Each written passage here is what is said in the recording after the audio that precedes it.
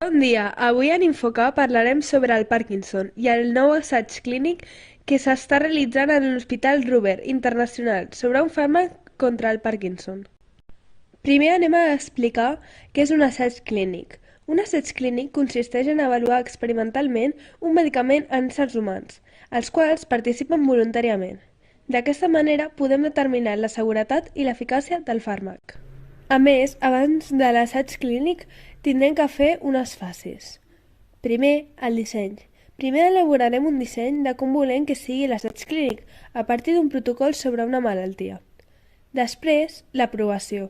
Aquest disseny que prèviament hem fet ha de ser aprovat per les autoritats sanitàries i comitès ètics. Tercer, reclutament. Escollirem els voluntaris segons un criteri de característiques requerides, dels quals alguns han de patir la malaltia i d'altres no. Quart, realització. Els voluntaris seleccionats rebran aleatòriament un fàrmac o un placebo per a garantir l'homogeneïtat i evitar el biaix de l'investigador. El placebo té el mateix aspecte i gust que el fàrmac, però no té efectes sobre el cos. L'assaig pot ser sec, on només el pacient no sap si rep el fàrmac o el placebo, o doble sec, on ni el pacient ni l'equip mèdic coneixen quin és quin, només la persona que administra els medicaments. Els resultats es coneixen al final de l'anàlisi. El doble cec s'ajuda a garantir l'objectivitat dels resultats, ja que evita que l'investigador tingui prejudicis. Aquesta fase correspon a la fase 1 de l'assaig clínic, que consta de 4 fases. 5. L'anàlisi. Finalment es realitzen les 4 fases i es comuniquen els resultats a la comunitat científica. Els assaigs clínics sempre han de seguir una sèrie de fases. La Núria i la Xayun us les explicaran amb detall. Hi ha 4 fases de l'assaig clínic. En la fase 1 és on comproven si el fàrmac és segur, solen participar pocs voluntaris, entre 2 i 80 persones. Gràcies a aquesta fase podem decidir la millor manera d'administrar el medicament. Per tant, haurem d'avaluar a partir d'aquí els efectes secundaris i determinar quina és la dosi adequada.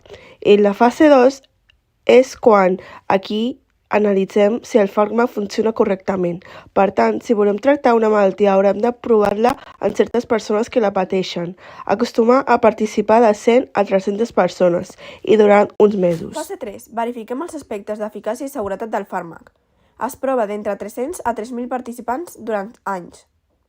Fase 4. Examinem els efectes a llarg termini un cop el fàrmac ha estat comercialitzat. En el cas que es presentin durant la comercialització problemes en l'eficàcia i la seguretat del medicament, es retirarà immediatament del mercat. Aquest procés durarà entre uns 10 i 15 anys. Ara que ja sabem en què consisteix un assaig clínic, contactarem amb l'Hospital Robert Internacional per a que ens expliqui en què consisteix patir Parkinson. Bon dia, Núria. Tu ets una doctora que treballa dia a dia amb pacients amb Parkinson. Explica'ns una mica en què consisteix aquesta malaltia. El Parkinson és un trastorn neurodegeneratiu, és a dir, que afecta les cèl·lules del sistema nerviós, on aquestes deixen de funcionar o moren. Afecta el moviment i coordinació del cos, causant tremolors i rigidesa. Normalment es presenta en persones majors de 60 anys. Per explicar-vos més, podeu parlar amb una de les pacients que sap bastant sobre el tema.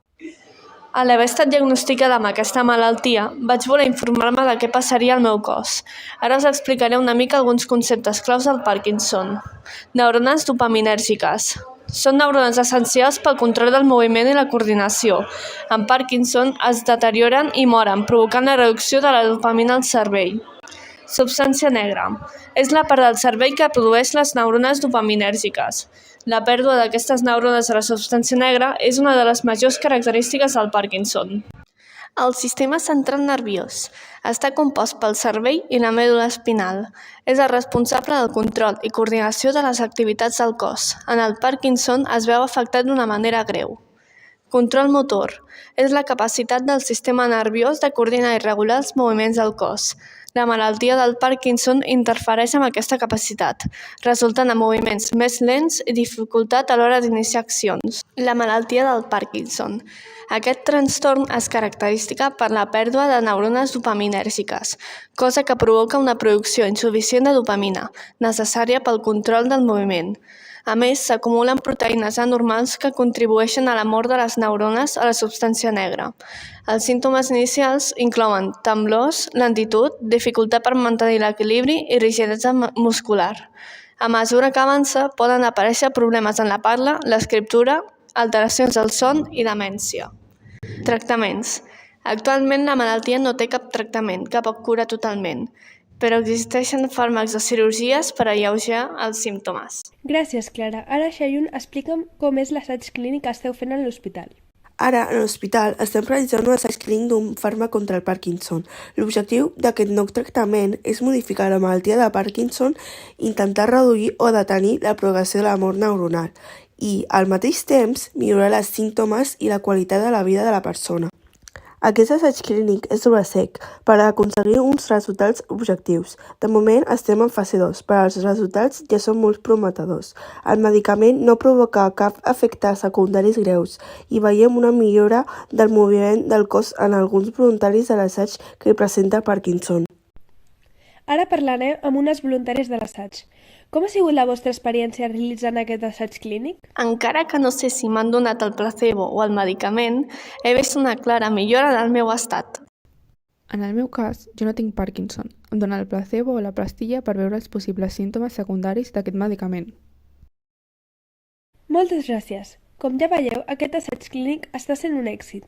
Potser aquest podria ser un gran avanç en la ciència. Bon dia, tu ets una de les persones que participa en aquest assaig clínic, veritat? Com ha sigut el procés per enregistrar-te fins ara? Jo estic subscrita a la newsletter de l'Hospital Rober, ja que m'agrada llegir sobre els nous avenços científics. En un d'aquests correus electrònics vaig llegir sobre aquest assaig clínic i em va interessar. Per tant, vaig comprovar que complia els requisits i vaig complir el formulari que proporcionaven amb les meves dades. Aquests requisits que tots els pacients han de complir són tenir entre 40 i 70 anys, no estar embarassada o en període de lactància, no tenir altres malalties neurològiques, cardiovasculars, respiratòries, digestives, renals o al·lèrgies de caràcter important. Un cop enviat el formulari, va passar un temps fins que em van trucar per telèfon per fer-me una entrevista i em van comunicar que vaig ser escollida. Gràcies per compartir aquesta informació amb nosaltres. Espero que això hagi animat a més persones a participar en assaigs clínics.